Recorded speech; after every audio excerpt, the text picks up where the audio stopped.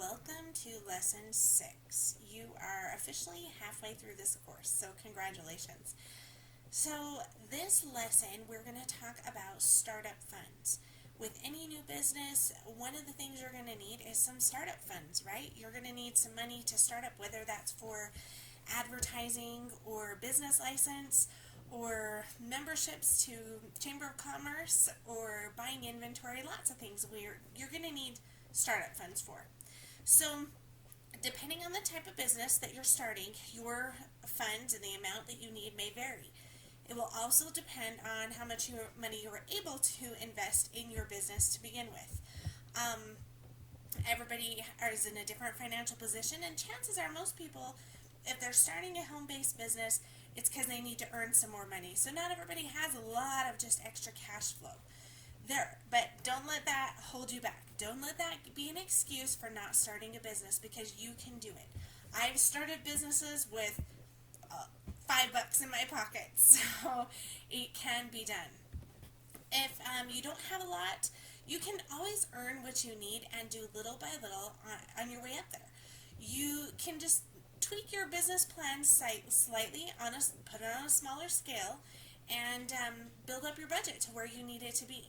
So if there's a set amount, something like a sign-up cost for a direct sales company or some minimal inventory that you need to get, products, tools you need before you can do anything, then you may need to come up with a little bit of a savings plan or set aside a certain amount of money each paycheck, or do some fundraising for your business. Have a yard sale. Find the money.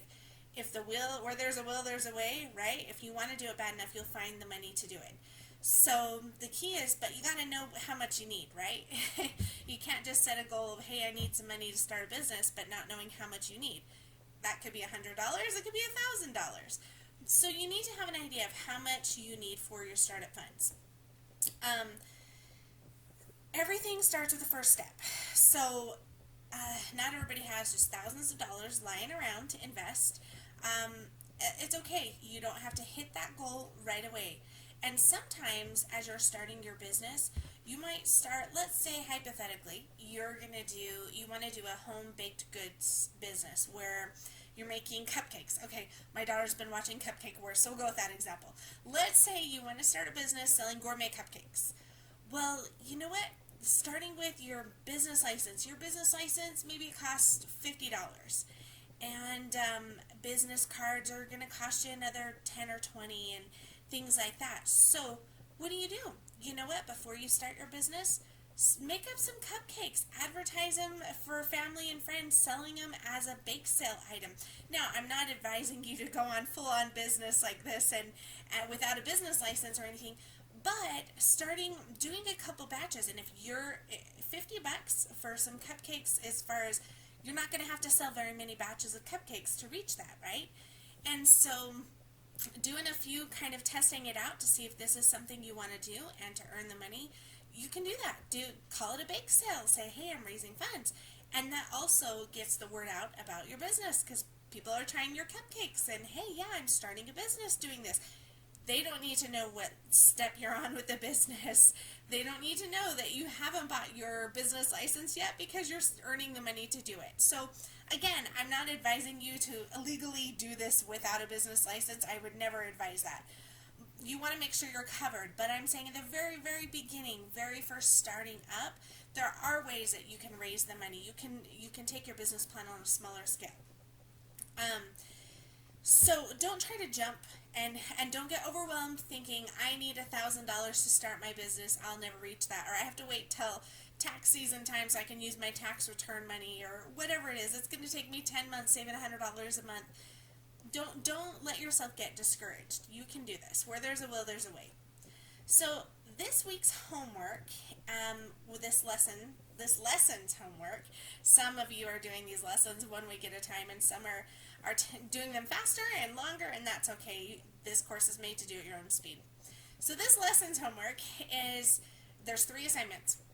Number 1, write down what the bare minimum financial investment you will initially need. So bare minimum.